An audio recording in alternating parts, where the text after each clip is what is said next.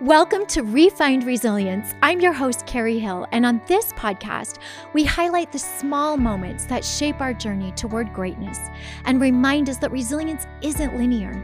Each episode features stories of perseverance and the little victories that often go unnoticed, illustrating that resilience is about finding strength in everyday life. Well, hello, my friends. I am so excited to be here with you again. I feel I say that every single episode, and every single episode, I mean it.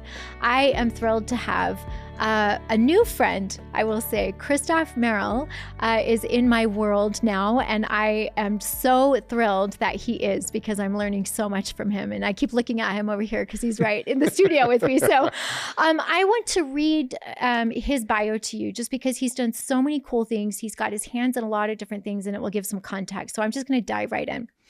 In today's world, establishing life-changing habits that persist through chaos can feel absolutely nearly impossible, especially if you're juggling high-stakes responsibilities, personal challenges, and unpredictable mental health dynamics. Christoph Merrill knows this struggle intimately.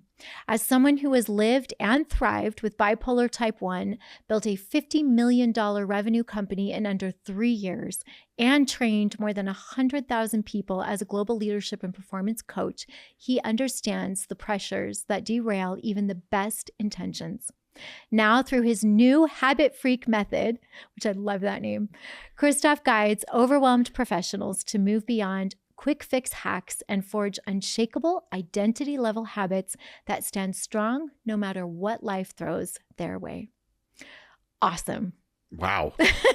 That makes me sound way better than You want me to walk around and introduce you? No, throw flowers around or something like, woo, like, could you just follow me and throw petals out in front of me? Like that. Well, you did the work, my friend. I just read the bio. So. To be fair, you do an interview type thing with someone who does copywriting. Right. And they're like, this word will accentuate, right? And you're like, I would have never used that word ever. That's right. Like that's so awesome. Yeah. That it's a little overwhelming to kind of like, have someone read that and be like, wow, okay. Yeah. Right. And you're over here like,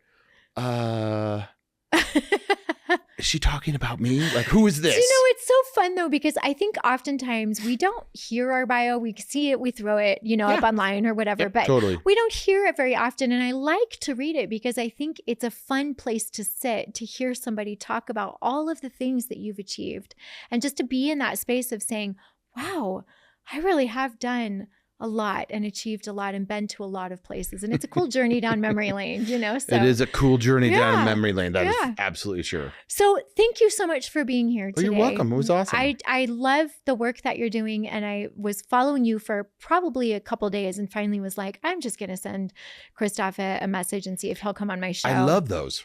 Yeah. No, and you were so great. You responded right away. It was awesome. I love that synergy. So thank you so much. You're welcome. Yeah. So this was a lot. You have done a lot. And we were talking off camera before about kind of how you got into the professional coaching space and the training space and how that has cascaded into now Habit Freak, right? Yeah. It's got its own journey. So I'd love for you to just let us know a little bit, Christoph. And I love the story that you just shared with me about your journey to get on stage to begin with, right? And what that was like. So I'd love if you would just recount that for us. I can totally do that. I'm going to step back like just a little bit. Yeah. So I was one of the founding members of Lovesac. So Lovesac, big name, huge name, kind of here in Utah. No, we love Lovesac. We love Lovesac, right? Lovesac. And I'm not going to disparage because I'm a shareholder. That's great. I had left. We'll just use those words. Okay. Right? It was a mutual leaving. Got it. Proudly, right before they ended up declaring bankruptcy for hopefully only the first time. I'm not entirely sure. Mm-hmm. But I had an opportunity where someone back then had been coaching for Franklin Covey. If you remember the planner. Yes, the planner. Franklin Covey planner. Yes. Like you carry but I'm not going to lie. I around. still like the planners. Like I like a tangible planner sometimes. I love the tangible planners. And so all of a sudden it's like, he knew that I had just kind of, he wasn't sure as to the circumstances, but he was like, hey, this guy was, he built this company. I mean, the rapid growth, all this thing. He's like, would you ever want to we just took on a new client He's kind of new. You probably never heard of him. Robert Kiyosaki. He wrote a book, Rich Dad, Poor Dad. Oh my gosh. He's trying to create an entrepreneur program. Would you want to write it? And I was like, sure, that sounds okay. Amazing. Not really knowing kind of what entailed and all of that. And so I created the first program. And in order to kind of being the perfectionist that I am, I said, well, in order to do this, I actually need to coach probably like the first, I don't know, let's make up a number, 1,000. Wow. Right? Yeah. Through the program, so I could kind of, tweak and make changes and all that kind of a thing. And so that ran its course. Loved, that was kind of my first experience of coaching, was getting into doing that, seeing people be their worst enemy, which was so intriguing to me, because they would come, as a coaching client. Yeah. Hey, Christoph, this is what I want to do. Yeah. And they would outline, right? And I'd be like, cool, why don't you do that? Right. Oh, I don't know where to start. You just told, like, they had already outlined everything. And so it kind of changed the paradigm of like what coaching is it's not actually coaching, right? Because I was a high school swimmer. So I had a coach. Yeah. Never one time did he get in the pool and swim. Not one single time. Now, I have to be fair. Yeah. He did have the best last name for a swimming coach. Which was? Larry Swim. Yeah. I mean, could he have? I mean, he couldn't have been a dance instructor. That's amazing. There's no way, right? That was not his journey. So he was an amazing coach for Murray High School for I don't know how many decades. He won a lot of swimming championships. Not one time was he ever in the pool, right?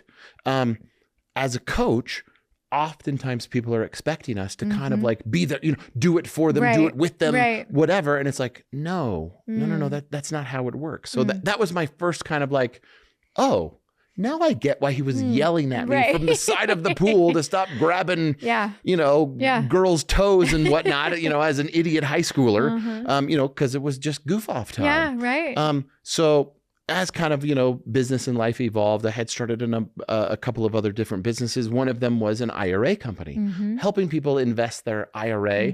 It's called a self-directed IRA. Right. And you can pretty much invest it in whatever you want. Yeah. But most people don't know that they can do that. And so in order to do that, we needed to get in front of a lot of people. Right. So we connected with Peak Potentials. T. Harv Eker is basically the Tony Robbins of Canada. If he'll be offended by me using that term, he's amazing. He's absolutely great. He wrote a book called Secrets of the Millionaire Mind, where it's literally all about mindset, where your success and your money is really all about kind of how you think and feel about money. Yeah. He was putting on personal development seminars, and I was like, oh, this is going to be perfect. Yeah.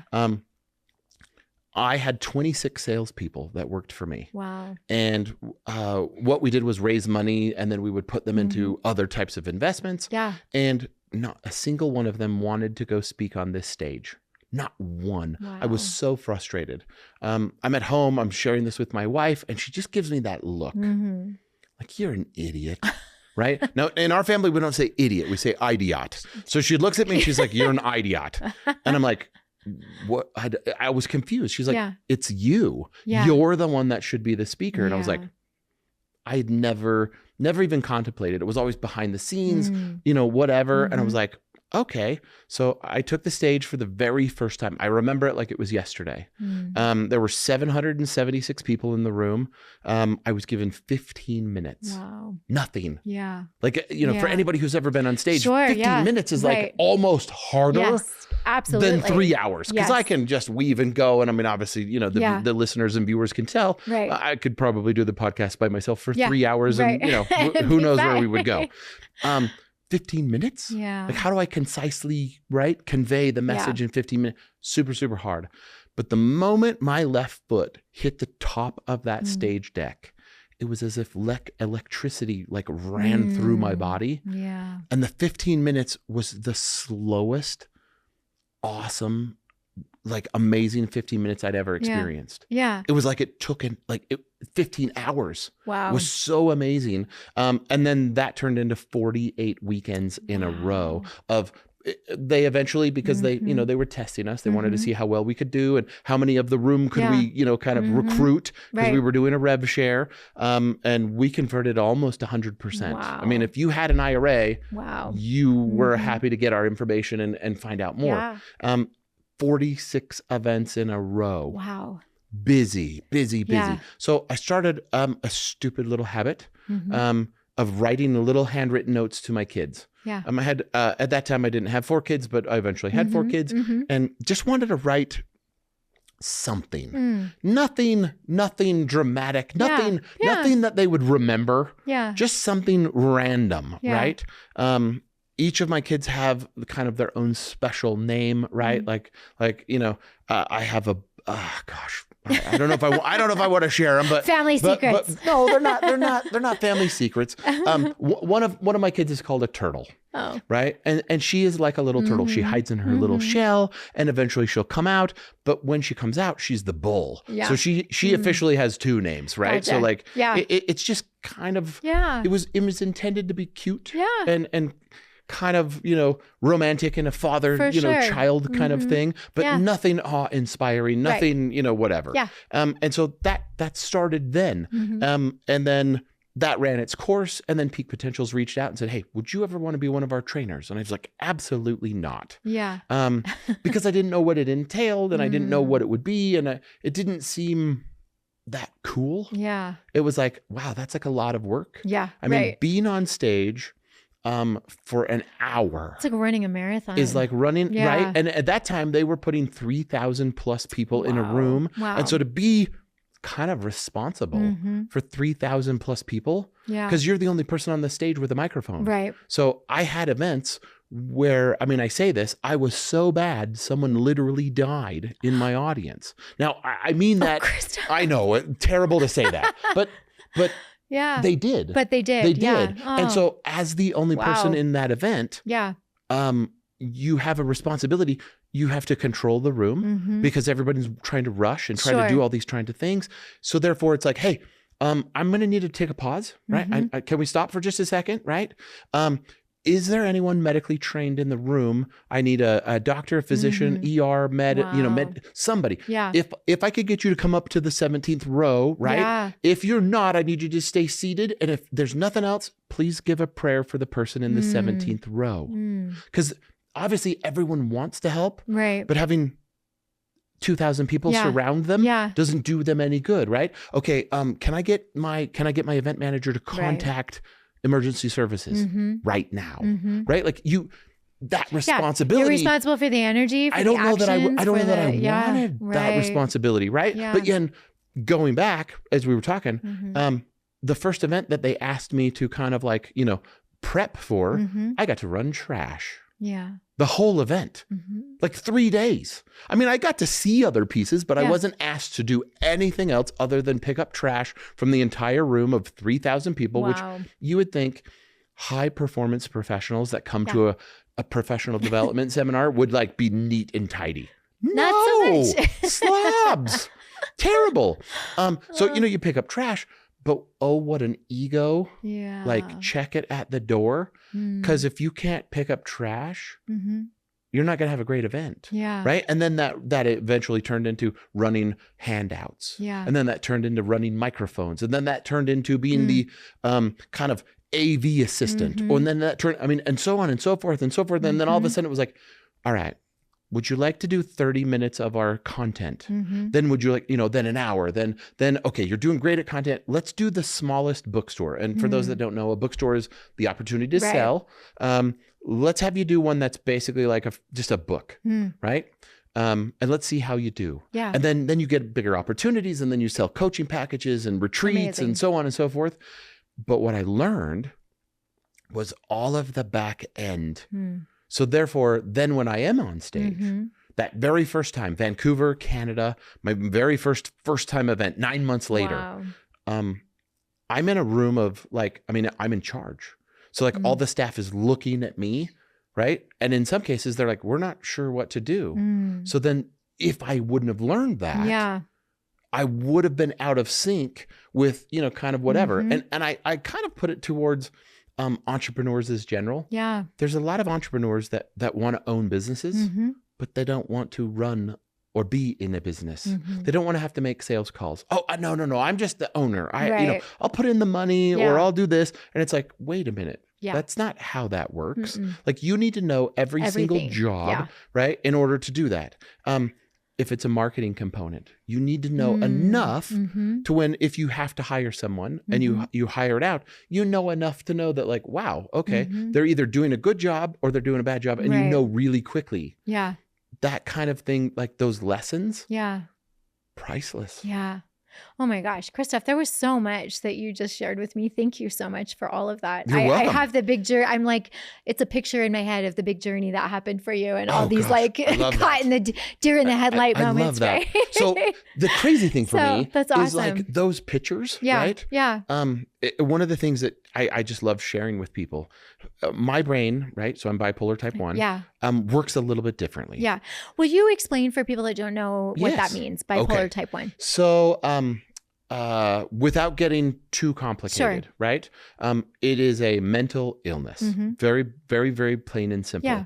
Yeah. Bipolar type 1 is what I would consider the scary kind. And here's why. Once you have had a taste of mania, mania is probably the worst heroin on the planet. Interesting. Because when someone who is bipolar type 1 and they're manic, so bipolar, there's two types, type 1 and type 2. Type 2 don't ever get manic. They're more depressed. They're more, it's more subdued. Where I will have the wildest roller coaster where I will be on a high for 3 minutes, 3 hours, 3 weeks, 3 months, 3 years. Wow. But eventually, that roller coaster rolls over and it goes screaming to the bottom. Yeah. Which is then when most individuals that are bipolar type 1, we don't attempt suicide. We commit suicide. So there's a lot. Avicii is probably one of my most favorite bipolar type 1 people who were successful at committing suicide because of the wild ride that your mind and your body goes on. When someone who's bipolar and they're on kind of a manic cycle, right? Yeah. I could do more when I was manic in 3 days. And again, this is not intended to be braggadocious or this to put you down. I could do more in 3 days than anyone could do in 3 months because I didn't need to sleep at all. Wow. And my brain was firing on all cylinders at all times for the entire time. Yeah. So therefore, accomplishing tasks and accomplishing goals, it was almost as if I didn't even need to write anything down. Wow. It didn't need to check in on anything. It was just, okay, I knew exactly what to do, what was next, how to do it, where to go, what to do, like, and then eventually, sadly, the mania kind of wears off because obviously your body can only sustain that for so long. The funny thing is when I talk about 3 years, there are those of us that have sustained mania for 3 years. Wow. So like very, very little sleep, like an hour every couple of days. Yeah. Right? Like that kind of crazy. Wow. So you think of what like your body has to do in order to support that type of fuel. Yeah. Right? Like mental fuel. Yeah. Like put aside the body, what your body would actually need. Like your brain running at that speed for that long, just toxic. Yeah. So eventually the cycle rolls and you kind of push off the edge, right? And for most of us, it's a cliff. It's not a slow, like it's like, this is awesome. You know, I mean, it's not one of those kid slides at the park, right? It's like one of those scary slides at like those, raging waters that like literally like drops off and you can't even see. Yeah. And we're talking about mentally and emotionally, right? Which then, if you tie in physical and spiritual, your body is then going, well, wait, right? And it gets really dark. ideology. I don't know the right. You ideate suicide. Yeah. Not from a wow, that would be great. Yeah. But I can't live like this anymore. Right. So what most of us have to do. Thank you for that insight, because I think that's super important when we talk about mental health and we talk about suicide and ideation, suicidal ideation. Yeah. I think that it's an important context to say, I can't, that comment right there, that I can't live like this. It's not that I'm going through this thing that I can't through. My body is literally exhausted. It's and I appreciate the differentiation between the two. Yeah. So boy, I don't know if I'm gonna go there. I have witnessed a suicide, like from me to you. Having gone through lots of therapy, not only for that, but just in general. Yeah. Like I actually see 2 therapists. Yeah. I have a psychotherapist and then a regular therapist. And I have medications and I have therapies and I have all sorts of wonderful things that I do, routines and habits that I do in order to maintain some level of balance, right? Yeah.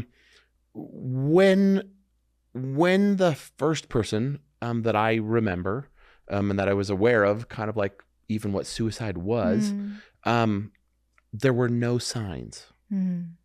Like there was nothing. Sure. However, we later learned after reviewing kind of with his parents, because I was the one that had to they had a campfire part of their backyard, and he and I were just there, and he just decided, boom, done. Wow. And so I had to go in the house. Oh, Christoph, how hard to be in that space.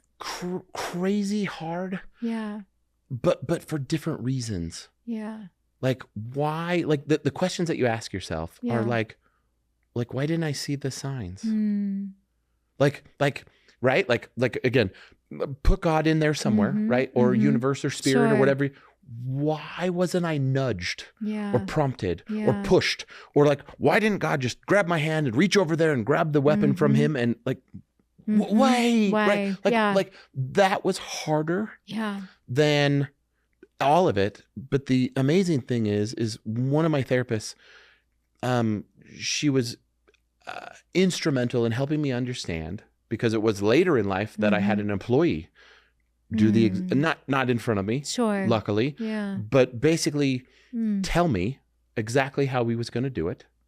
And I rationally, we argued and we kind of, went back and forth. And then I got a phone call the next morning about 3 a.m. from his wife that said, "Hey, I just want to let you know what Joel did." And I was like, oh my gosh, like again, what, right? Yeah.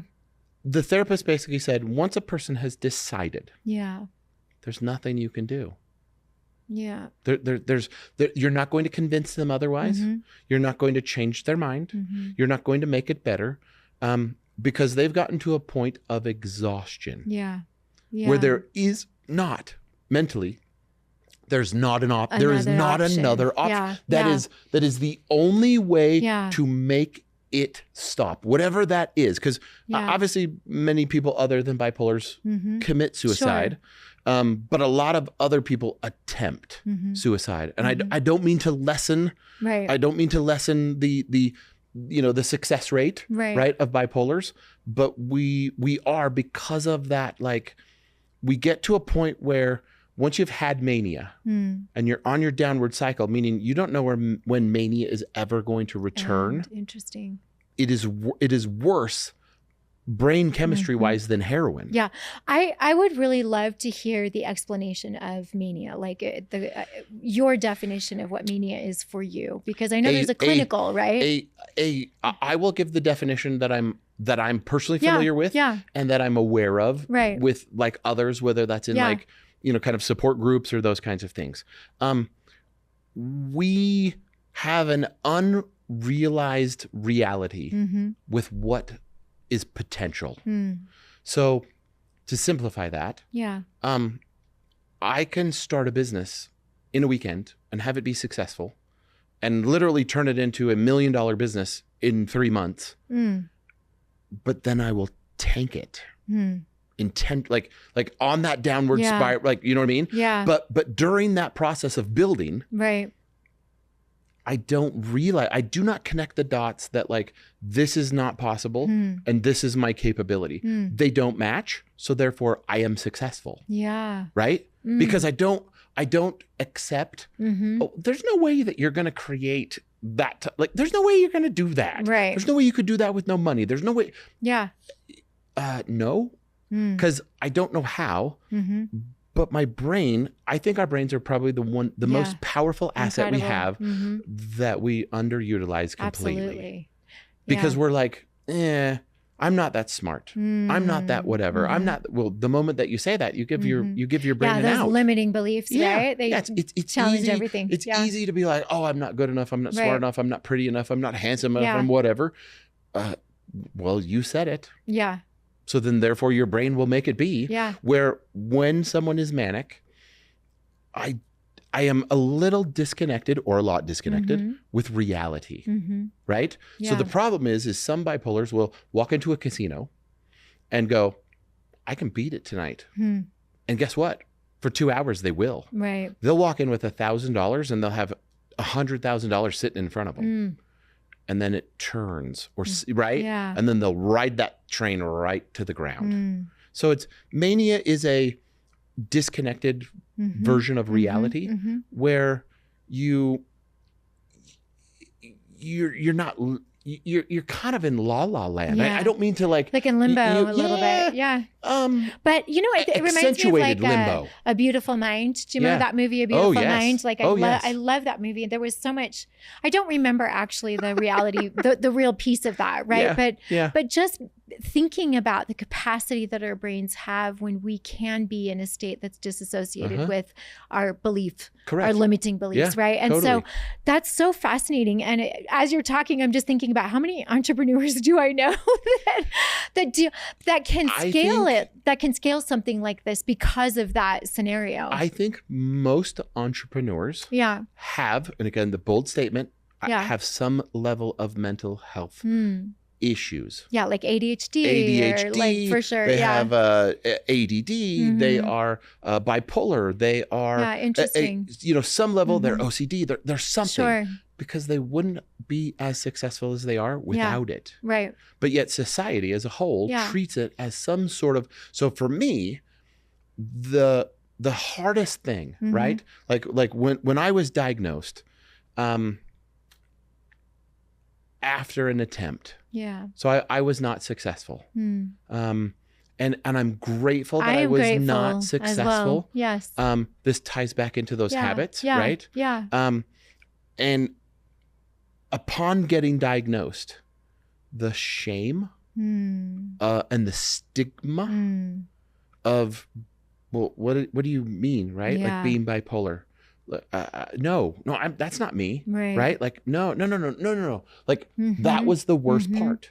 That was actually worse. Yeah. Than like having to like go and sit at the feet of my wife and let her know that like I had a pistol in my mouth. Like, and then like at some point I'm going to have to accept the fact that my children are going to ask because it's not going to be a secret. I'm going to have to tell them like what happened, why would you do this, right? Because the crazy thing is, if you would have seen my life like in September 2015, if you would have seen it like from an Instagram reel, you would have been like, oh my gosh, this guy is a jerk. He has the best life ever. He's flying first class everywhere he goes. He's got that luggage. Like again, I'm a snob in a whole bunch of different ways, right? I mean, if we could pan down to the shoes, he's got Toomey luggage. Like, come on, snob, right?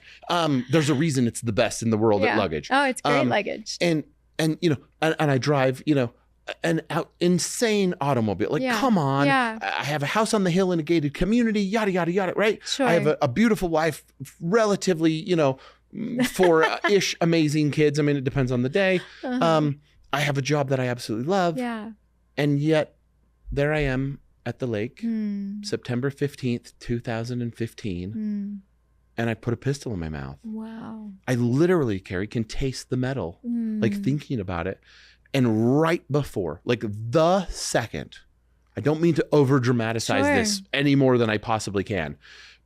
Years before, I'd gotten into the habit of writing notes to my kids before I traveled. And it just became something like routine. It was a habitual thing that it just became part of my personality. It was just what I did. Yeah. I didn't even think about it. And so the second before the trigger was pulled on that weapon that day, the thought ran through my head, you haven't written the note to your kids for the last time. Wow. Not this time, not in an effort of saving you. Like it was, you haven't written the note to your kids for the last time. And so without even thinking, I placed the weapon on the seat and I grabbed my little notebook journal and I just started writing. Gosh, Christopher, you're giving me like goosebumps thinking about that. Like, yeah, well, the things I wrote were horrible. Like I'm embarrassed still to this day to think of the things that I wrote. Like, how do you tell your like son, hey, buckaroo, I'm going to need you to step up and be the man of the house because I couldn't hack it and I quit. And in my version, I took the easy way out. Wow. I'm going to need you to like take care and watch over your mother and your sisters because I'm not going to be around. To my daughter, hey, turtle, I'm sorry I'm not going to be there when that stupid boy up the street breaks your heart. And I'm definitely not going to be there to walk you down the aisle. Like horrible, horrible things. And it was at that moment that I like literally experienced just an inkling of what their life was going to be like without me. Wow. So then I had to make the hardest decision of my life. Who do I call? Who would come? No questions asked. I don't want to talk about it. Yeah. I can't really talk about it over the phone. Yeah. Who would come and be there? Wow. Like who would like, think about that for a second, right? Like the person that I asked to call left their job, no questions asked, to come and rescue me. Wow. There's a whole bunch of people in my phone that I think if I would have called them, they wouldn't have even answered the phone. Yeah. And I consider them friends. Not that level of friends, but friends. Yeah. Think about who you would call. That's a totally different level of friendship, right? But I think that's more than friendship. That's personality. That's character. Yeah. I knew that I could count on him, that I could call him, and that he would literally walk out of an OR room as a medical sales rep and say, I'm on my way. Yeah. If you need me to come now, I'm on my way. Gosh, and I'm just thinking about that in terms of resiliency and listening to your story and knowing where you are now, Christoph, and the work that you're doing now, right? It just feels, I can follow that path, but it feels like you've had a lot of corners to turn in the space of being resilient from this and being in this and this. I don't know, because I don't have experience with it, how you come back from that moment. And you called your friend and you had that support, but you actually had to be the decision maker to take a different path, right? And I'm fascinated with that moment. You do. So hindsight's 2020, right? Sure. We get to look back and we're like, oh wow. Like, you see all of the things and I think for many of us. So I was in the habit before that of writing in, I didn't call it a journal, right? It wasn't a journal. I didn't journal. That sounded weird. I don't want to do that, right? Like, no, I'm not a journaler. Right. No, thank you. Kind of like the old movies where Dracula comes out and you hold up a crucifix and, some silver juice or something. Thing. You're like, right? No. But jotting notes down. Yeah. Not journaling. I want to be very clear, just right? Thoughts, just random thoughts. Just throwing things down. I can look back and see that the days where I had positive days were days where some of those things that I jotted down were gratitude based, where I was humble enough to not, if you have to edit this, I apologize, bitch, complain, moan, whine, like whatever, right? Like if that was what I was writing, where was my mindset? Where was I mentally on those days? Right. Not in a great place. Yeah.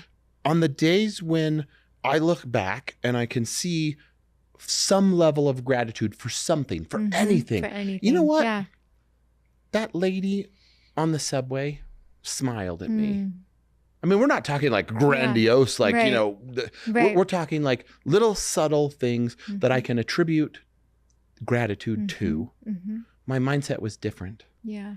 It was that kind of propelled me forward, because I got to kind of see a level of my children and their life experiences without me. Yeah. And then go make it what it should be. Yeah. I don't like, I think parents in general are super, super hard on ourselves. We suck. Agreed. Big time. Yeah. Right? I don't know. I'm pretty cool. I'm just saying. I'm awesome now, but first kid. Sure. Yeah. Guinea pig kid. Like, I mean, he looks at like we've had conversations. So he's 21 and I have a 12-year-old. Yeah. The 12-year-old's lifestyle. We eat black cheese. I don't know if that makes sense to you. It comes at Costco. Right. It's extra sharp He's living cheddar, a different life, you know. He got Kraft singles. That's right. Like, he got crap, right? Yeah. Like, I mean, he eventually got to have the black cheese. He got to eventually have the black cheese, right? Like, it's the Tillamook. Yeah, like, right? It's good. I mean, it's like $25 a brick. Yeah. Like, we didn't buy that for my first kid. Right. We gave him like, you know, Kraft macaroni and cheese, the powder. Cheese whiz. Like, gross. Being a snob, right? Yeah. No way. Yeah. Right? My youngest is going to experience life on a level that she's never going to do, because I want all of my girls especially to never have anyone that can live up to how well dad took care of them. I know that's a very like terrible thing. I'm setting them up for success. I know.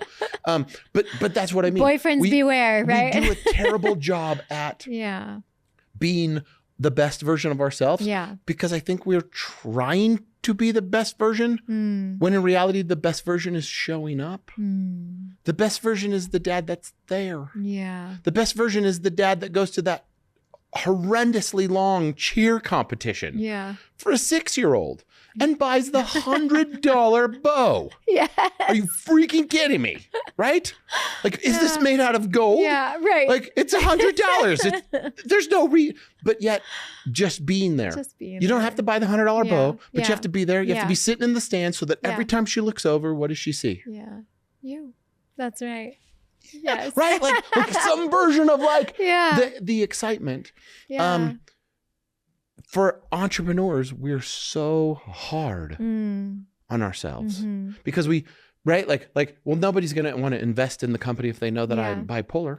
Yeah. But it's so interesting because at this point in your life, you know, you had all of the things. I had everything. You had all the things, right? And so I had way more. Yeah. Way more than anyone could ever imagine. Yeah. So it wasn't even about an entrepreneurial journey, or it was just where you were in your mindset. And I think coming back to that sustained bipolar mania experience for so frequently off and on, and never knowing when it's coming. Correct. Right. And well, but that's the worst part about being bipolar. Right. Because so my journey after I was there at the lake, right? I'm rescued. Yeah. I go home. I disclose to my wife.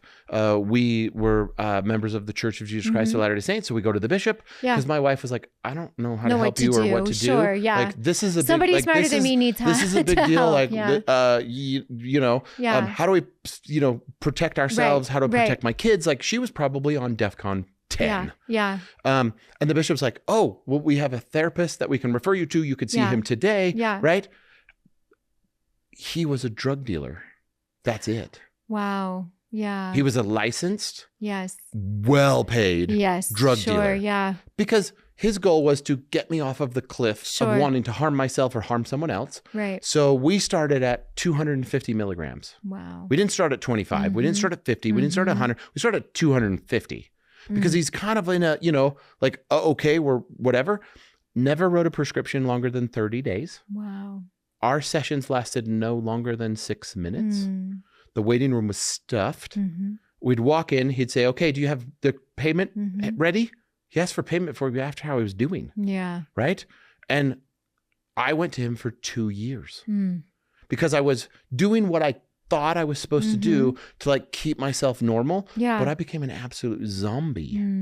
no feeling, no emotion, nothing. Which I think is so common for so many people that struggle with bipolar. Which is why we go off medication, because we're desperately seeking just a touch. We don't want to go back full-blown mania. Sure. But we would love like just a taste of it. Just a taste of it. Yeah. I'd love to feel it for a day or so or an hour, right? So what I need to do is I need to go off medication. Fascinating. It's like a different drug. It's like an entirely different drug. Totally. For your brain. Yeah, it's all again, it's how your brain reacts to all of the different chemicals and whatnot, right? Yeah. So why do we go off? Yeah. Just to get back to it a little bit. Yeah. So 2 years of that, and I was like, I can't do this anymore. Right. And so I went to a new therapist, a psychotherapist who could prescribe medication. And she's like, you're on what? And how high? No. Let's go to 0. So we're risking mania. Yeah. We're risking like a downward cycle. So I need you to be very aware of how you feel. Here are places you can go. Yeah. If you're feeling like you're going to harm yourself, here's a phone number. Here, like all of that. Yeah. But we're going to drop your medication intake to 0. So I want to ask you a question right here, Christoph. Do you know when an episode is coming? Can you feel it? Yes. You can. Okay. 1,000%. So I know my triggers. Yes. Right. Sleep. Yeah. Yeah. Sleep is one of my predominant triggers. So here's the hard part. Yeah. Naturally, you can tell, right? Sure. I have a ton of energy just by myself, right? You're like the most docile. And so I know, boring. This guy. That was the worst interview ever. Oh my gosh. So if I get excited about something, I have the natural inclination to want to work late into the evening. Sure. Naturally. Yeah. Right?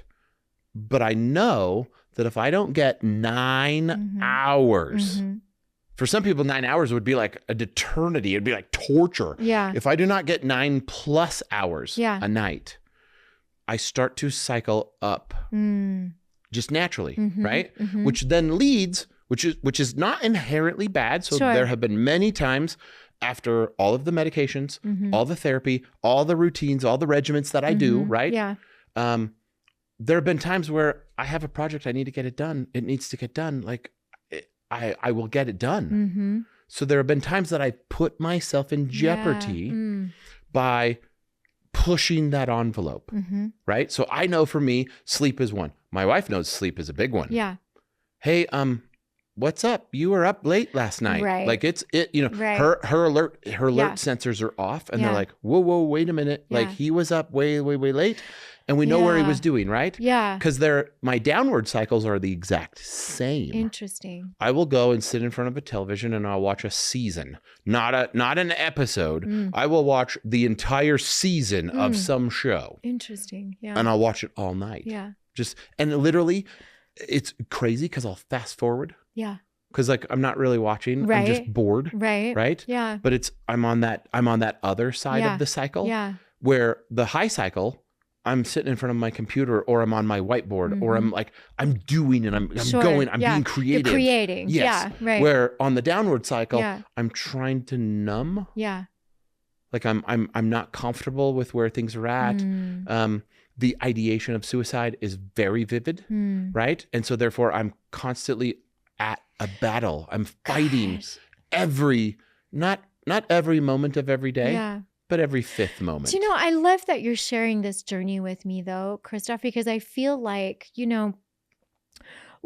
as a generalization in the public, right? We throw out these terms and we say, oh, I'm sorry that your spouse is dealing with that. I'm sorry that you have to deal with that, right? But to like really understand what that cycle entails and how challenging it is on your body physically. Sure. And to know what that down cycle looks like. I mean, this is very eye-opening for me. I hope for other people that are listening, this is eye-opening too. Yeah. And what I really want to ask you about is, you mentioned your wife and she knows what those triggers are for you too. Correct. And when we talk about building resilience in mental health struggles, deep diagnosed clinical struggles, it is an all-encompassing family event. Totally. Right? Totally. And I think this is something that if we can understand, we can be more open, we can be more transparent, we can actually, everybody can be part of that solution.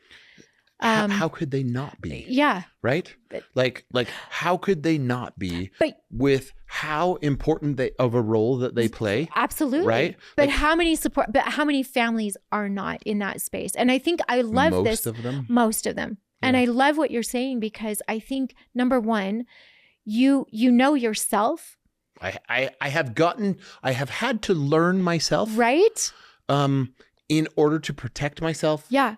From myself. But you did the work. You're doing the work. I have to. And it's every week. I love that Once so much. I love it, because I think frequently we just say, I am depressed. I'm sad. Right? Off. Off. Off is probably the worst word to ever use. Yeah. Right? Because you're not off. Right. You're not off. Something. Right. And for most people, again, I'll speak for myself, because I can't speak for most people. Yeah. Because I know my cycle now so well, I can look back on events in history and be like, whoa, that's why I was that way in high school. Interesting. Like, okay, that makes sense, right? Yeah. So I think everyone is, and again, you might struggle with whatever it is. Mm-hmm. Maybe it's this much anxiety. Sure. I'm not talking about you need to be medicated and you need to go to the hospital and I'm not talking about that. I'm talking about you have a little bit of anxiety because your mother-in-law stresses you the blank out. Sure. Right? So you're like, I don't know. Whatever. Yeah. You know when it happens. Mm-hmm. And if you start to watch for the signs, guess what? Yeah. They're all like there's road signs all over your life of those elements where you're like, do I like feeling anxious? Yeah. Why exactly? Right. But here's the thing. I think for most people, we're so focused on getting stuff done. Yeah. And doing and being, right? Whether that is as like a provider, whether that means you're the sole provider in a family, which is probably the hardest version of provider in the world, because not only are you a provider, but you're also a caretaker. Like, whoa. I have been there. That's I can attest to that. That is, but that's where it scares me. Yeah. Yeah. Is because then who takes last place? That's right. You. That's right. Right? Yeah. Everybody else comes first. That's right. Right? I'm a provider first because I got to pay the bills. Yeah. And then I got to take care of everybody else. Yeah. And then you push yourself to the back. Yeah. Where if you put yourself first, I know it's so hard. Some people would call it impossible. I don't call it impossible. I call it improbable. Yeah. Because it's a decision. Sure. Right? Yeah. You then, whatever the signs are for you, do I like feeling this way?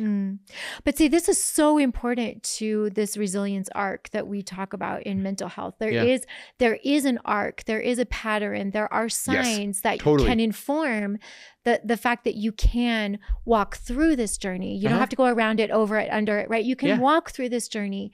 And as long as you are educating yourself, you're paying attention, you are learning. And I think that's the biggest thing is that, you just said, I've looked back and learned now why some of those things came into my life. Correct. Those are so pivotal for me when I think about resilience and mental health. Is the education piece of this is so impactful, and not just for the person, but for everybody around them. It is, but yet again, the stigma. Sure. And the label, well, that's where I was going earlier, saying like, I'm depressed. I have this, I am this. And I think when we start saying that, as opposed to this is part of life that I have to struggle with, but it's not who I am. Correct. Right? We have a different lens. So I love where you go with that. Yeah. But it's so hard. Oh, yeah. Like for me. It's hard for people that don't struggle with a mental health challenge. For me, on the days when ideation of suicide is palpable. Yeah. Like I can taste it, like I can taste saltwater taffy. Like literally, like, and you know that you can't just get it out. Like you're like, it's stuck in there. I can't and you're digging with your tongue and it's not moving. And you're like, if I just dig at it, maybe I'll if I lick it enough, maybe it'll go away. Yeah. It's not going away. Yeah. It's so hard to accept that that's reality, this is my life. Like, who thinks about this all the time? Yeah. Like, I can say, honestly, in our conversation, I have thought about it twice in the time that we've been talking. Just random thoughts that fling through that then I have to fight with. Yeah. Right? I have to emotionally kind of like do the tango and be like, yo, I'm not giving that space. Yeah. It can come. It can come. That's a natural part of the way that like my brain works, and that I have learned to accept the way that it is. Yeah. So it can come. Yeah. But I'm not going to give it space. I'm not going to give it time. Yes, I so appreciate that. And I think a lot of this is just reminding me, bringing me back to the work, you know, of Habit Freak, and just being, starting that process of understanding what your habits are. Yeah. Because your attachment to the habit of writing your kids' notes was really life-saving. It is the single habit that saved my life. Yeah. Again, it was not intended to be some awesome thing. No. But what I would say is, I think most of the habits that we have, that we come across, and that we kind of like, I call them non-negotiable habits, right? Because I believe that there's something called the chaos effect, right? Our minds, our bodies, our whatever, are constantly on guard for like, what's next, what's next, right? Right. The chaos effect is essentially that. Everything that is happening and swirling. Some people's swirl is really small. Some people's, like mine, is huge. Right? And I have like random cows and then fire truck and like, you know what I mean? Like where people are like, woo! Like they have this like, and again, I'm not intending to diminish their fight. I'm not intending to diminish like how tough that is for them. Sure. Because to them, it's context, right? Yeah, it's context. It's so insurmountable. Yeah. Right. But they might have kids they might have issues with their kids that I don't have. Right. I have that because of all the personality things that I have. Right. But I don't have that. So those non-negotiables, right, become things that like all of a sudden it becomes part of character. So can I tell you a quick story about my shoes? Yes. So I have on insanely amazing. They're beautiful. We'll say amazing, but like, let's be honest, like they're redonkulously expensive. They're like, oh my gosh, who in the hell? Well, but that's because I wipe them down with special wipes after, and I put them in socks. Of course you do. And I literally only wear them inside. Like I brought them into the podcast studio in a box. Well, I feel super special that you chose this podcast to bring these shoes out for. So thank you. So I was shooting my little reels, and obviously I was which I love, and I was by the way. Thank you. And I was wearing my shoes during the reels, right? Because I kind of I've embraced this like jeans, these redonkulously expensive shoes. I don't want to cover too much. I feel like a jerk.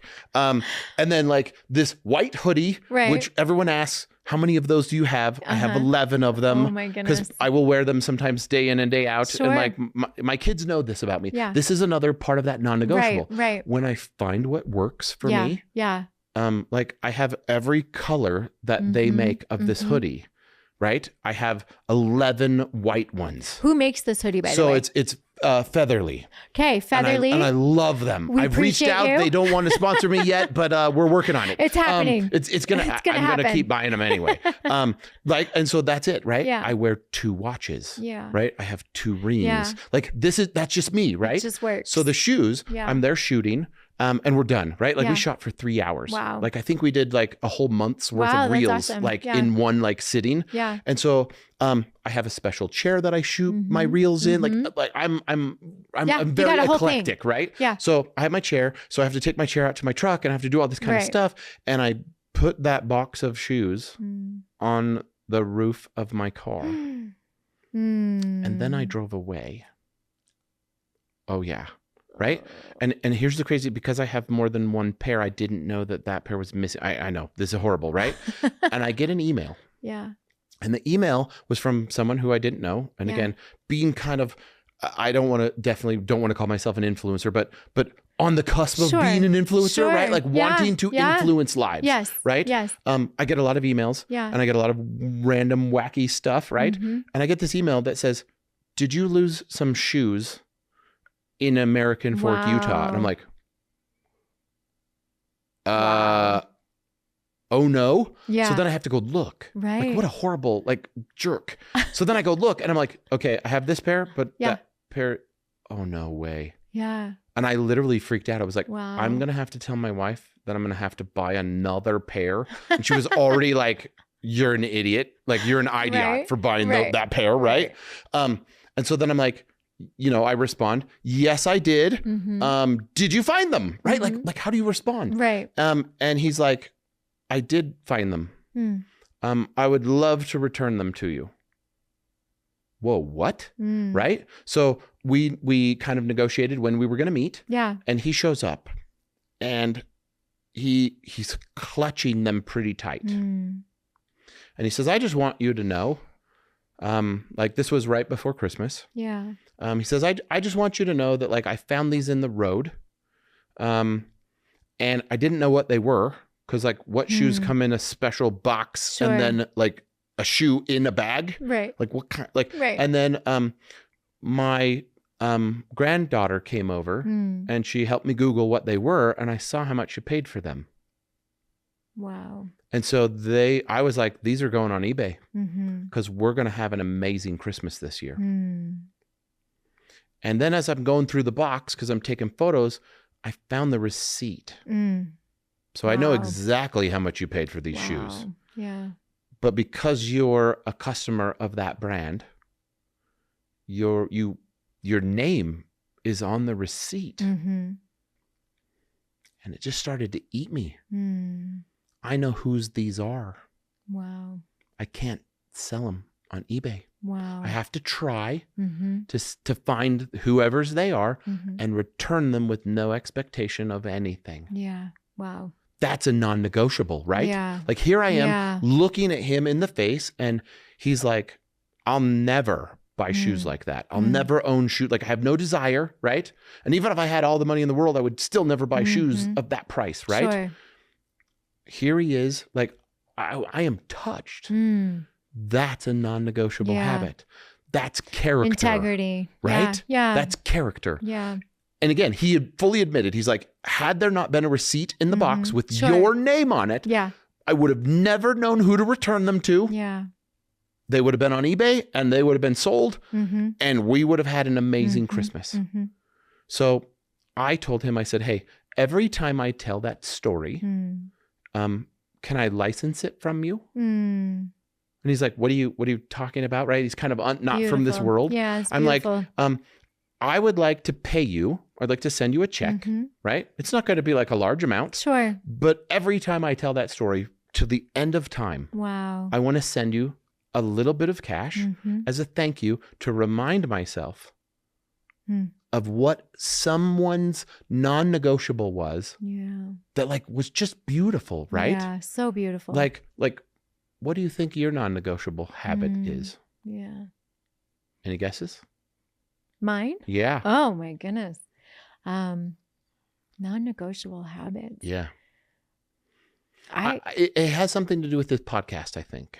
Oh, well, yeah, mine is resilience for sure. You're trying to help others because you struggled so much. That's right. That you literally feel like a duty or an obligation. Absolutely. To help those that are like, that were in your shoes, that you're like, I don't know how, but this is going to work because I'm willing to like do interview after interview after interview, like sit in this chair, right? And like some of them are going to be not the greatest, some of them are going to be fantastic, and then there's going to be a myriad of mediocre ones. And we don't judge, right? Because the great news is you don't get to. It's the readers, it's the listeners, it's all that, right? That's right. You know how many downloads they get, all that kind of stuff. Yeah.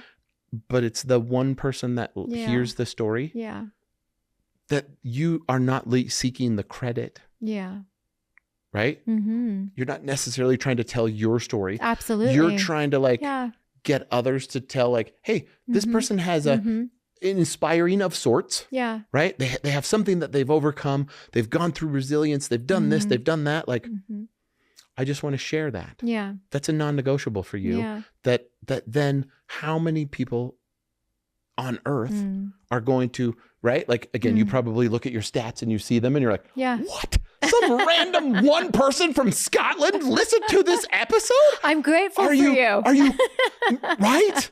It's like, out of all the people in the world, right? Yeah. How did you stumble on, like you almost want to be able to call them. Right. And be like, how did you find me? Yeah. Thank you. Yeah. Like whether you ever listen again, oh my gosh. Yes, I do feel that way. It's so like that. It's so humbling to kind of feel that way. I so appreciate that you bring that desire or that innate path, the essence of you, right, becomes the non-negotiables in your life. If you look at them that way, that's such a different perspective for me to look at. Is like, this is such an important part of me that I cannot afford to let it go to the side. I cannot afford to do that. You know, so I want to thank you so much for sharing that story. You're and welcome. I want to give a shout out to that man, because that is true grit, true character, true integrity. And I appreciate that. For you, Christoph, you know, coming back, I want to come back to the current work of Habit Freak, because all of this that we've been talking about, we started with a little bit of habit mention, you know, you being now a performance coach and doing this work on stage and having this personal journey behind the scenes, and then being very public with it. And now coming out to say, no, these habits they're non-negotiable things that you must do in your life in order for you to progress organically as possible for you, not for anybody else. Yeah. And I think sometimes I should go to the gym. Should, right? Is the worst word, right? Yeah. I should do. And I really appreciate the work that I've been seeing from you, which is not, it's not the should. It is what is important. Yes. And what has real estate in your life that you can build a habit around. Correct. That's it. Yep. For right now. Yeah. Right. Well, don't overcomplicate it. No. Right. Right. Like we all have habits. Yeah. I'll use this example because it works out for most people. Right. Yeah. You are either in the habit of going to the gym regularly, whatever that means for you. Right. Or you're in the habit of not going to the gym. Yes. The habit is the same. Right. Right. So all I want you to do is replace one habit with a different habit. Right. Right. So I think there are habits that are basically, I call them positive momentum habits. They push you or propel you, right, towards whatever it is that you want. Yeah. Then you have negative momentum habits. Right. These are little anchors you chuck out that you don't even realize, but by the time you have 70 of them, you're dragging so deep that like, no wonder you can't get to where you want to go. Yeah. Just turn around and acknowledge one. Yeah. Just one. And say, what am I willing to replace it with? Right? Yeah. My wife would use this one as an example for me long ago. Massive Pepsi drinker. Massive. Yeah. Only full leaded, full carbonated, full caffeine, like the, sugar, Pepsi. All the way Pepsi. That was it, the right? 80s Pepsi. And, and she was like, is there any way for your health, because you're like really getting overweight, is there any way you could drink diet? No way. Tastes like, oh, no way. Sure. Right? Then Coke Zero came out. Yeah. And I was like, that actually tastes like Coke. Right? And then they had to change it because it ruined sales. Sure. And I was like, I actually because I had drank so much, right? And then eventually I got onto diet Chick-fil-A lemonade. That's all I drink now. That's it. I mean, I'll have water. Sure. But other than water, right? Or like I do drink, like I have a supplement that I take, right? Like other than that, that's it. Yeah.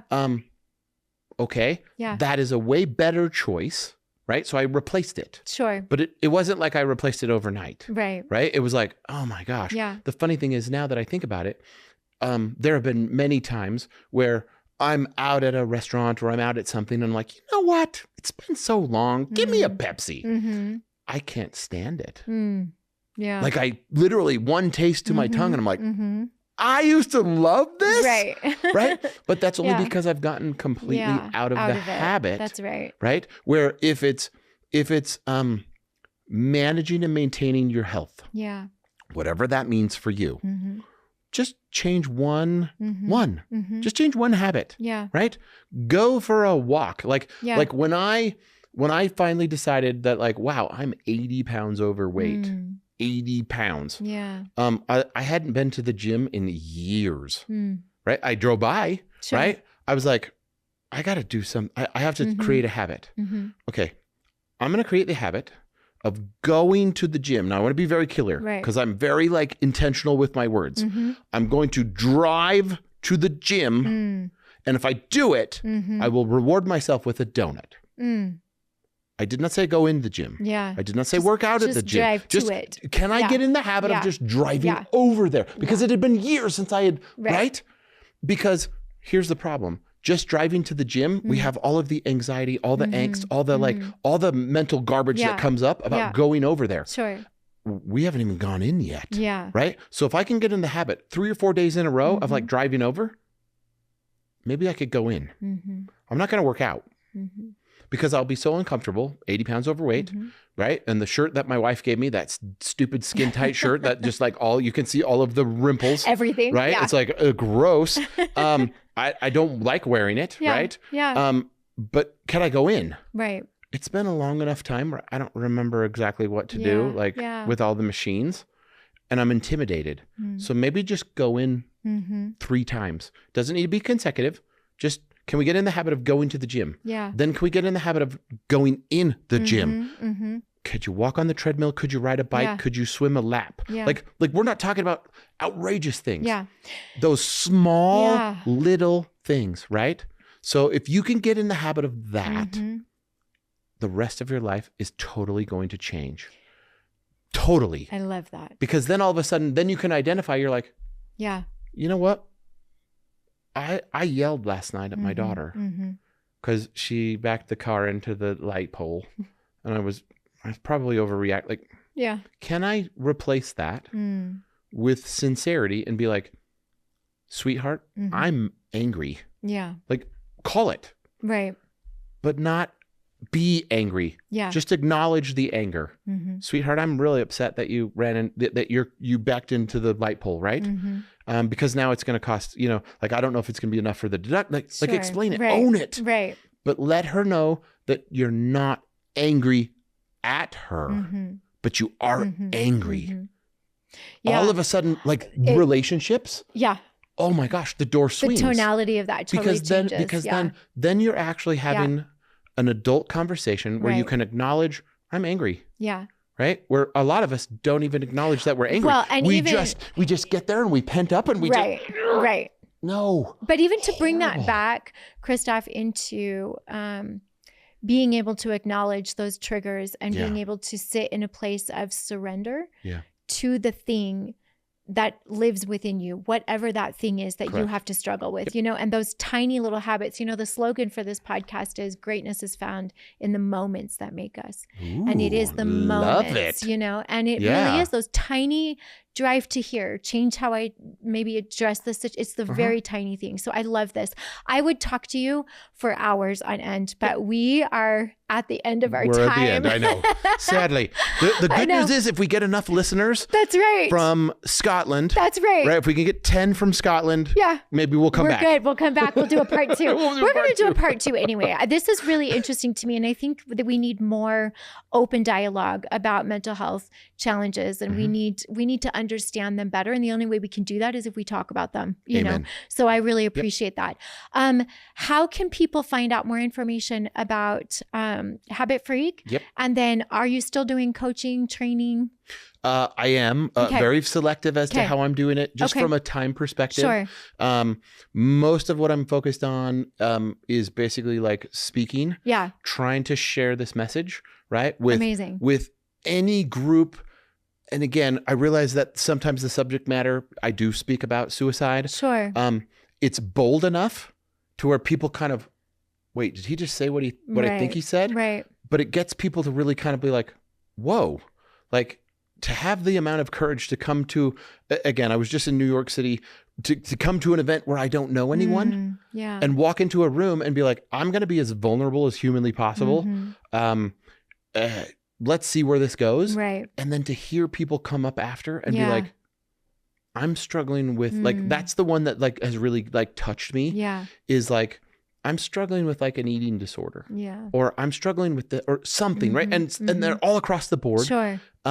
Like, what do you think I should do? I'm like, you should do whatever you need to do to get help for you. That's the most beautiful thing about being a speaker is that you're your story, your information can linger and it can exist in their reality, whatever that looks like for them. So I love that so much. That's the hope. So we can follow you on Habit Freak. Yep. You can follow me on Habit Freak. Okay. You can, Christoph Merrill is where everything is posted. Okay. Awesome. CHRISTOPH. We'll put everything in the show notes. Caps. So all caps. There's a reason. You got to turn into section 2 for that one. Okay. And then Merrill, MERRILL.com. And again, whether you like or post or follow, that's totally fine. Yeah. I'm sure you'll find something that you'll be like, that was interesting. Absolutely. And then I hope that you share that with somebody that they find that's interesting. Yeah. And again, that's the goal. Well, I certainly have found your content interesting. So thank you so much for taking the time to come and be here with me. You're welcome. I'm so happy to be here. Yeah, good. Thanks. You're welcome. Thank you for joining us on this episode of Refined Resilience. We hope you found inspiration in the stories shared and the small moments that remind us all of our strength. Remember, resilience is built not just in the big challenges we face, but in the everyday experiences that shape who we are. A special thanks to our sponsor, Build Then Bless, for making Refined Resilience possible. Until next time, remember, it's the small moments of resilience that make us great.